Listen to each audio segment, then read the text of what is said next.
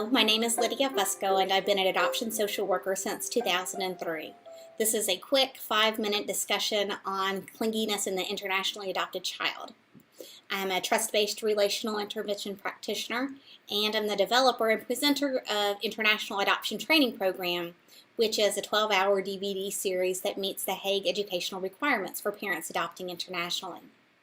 I've recently had some questions from adoptive parents on how to handle clinginess. As this is an issue that many kiddos recently adopted from overseas will experience, I thought it could be helpful to talk about it on film. But before I get into the clinginess and how to handle it, I want to say that if your child has sleep issues, they need to be addressed. We can do the work on clinginess, but a sleepy and grumpy child is probably going to cling anyway.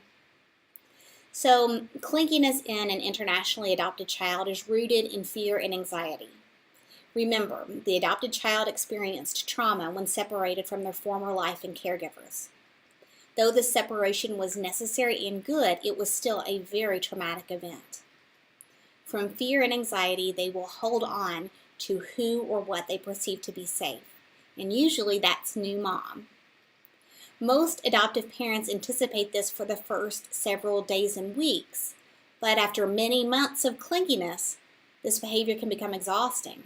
Mom will become worn out, frustrated, sometimes annoyed, and with back pain from toting around her adopted child.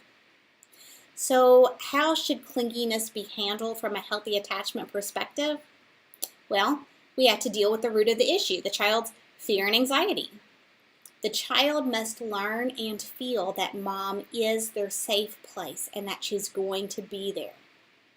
Though it might feel counterintuitive to try and improve clinginess by offering more cuddling, when a toddler is displaying clinginess, mom should enthusiastically encourage holding and snuggling from the child rather than encouraging independence, which to the child feels like mom does not want them.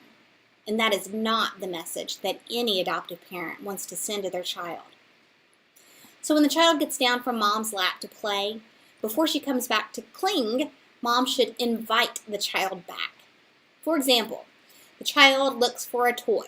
Instead of mom being relieved to have a moment to rush in a task, which the child will notice, respond with, "Okay, get your toy and then come back to snuggle. I love snuggling with you."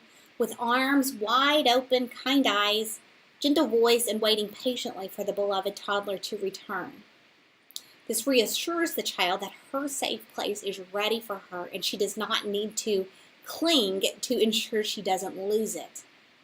Mom should pour on this open arms, come back to me approach, and the child will very soon learn, wow, mom is ready for me always, so I don't have to be afraid I'll lose her. It's okay to explore my surroundings a little because when I need her, she will be there.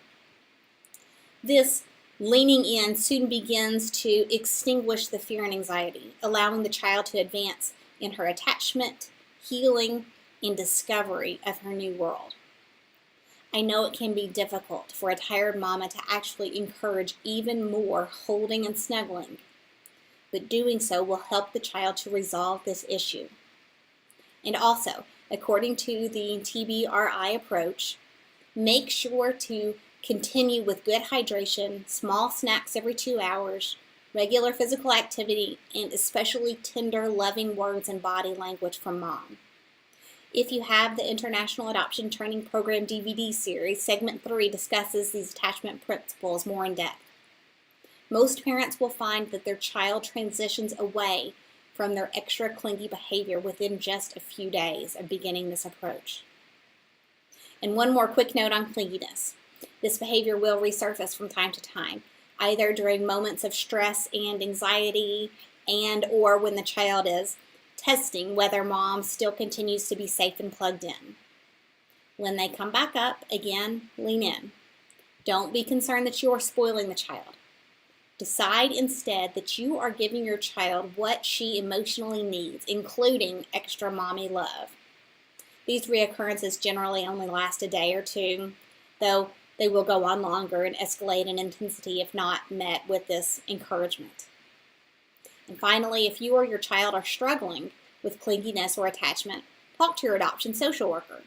Social workers are here to help. Or do a quick Google search for a list of trust-based relational intervention practitioners.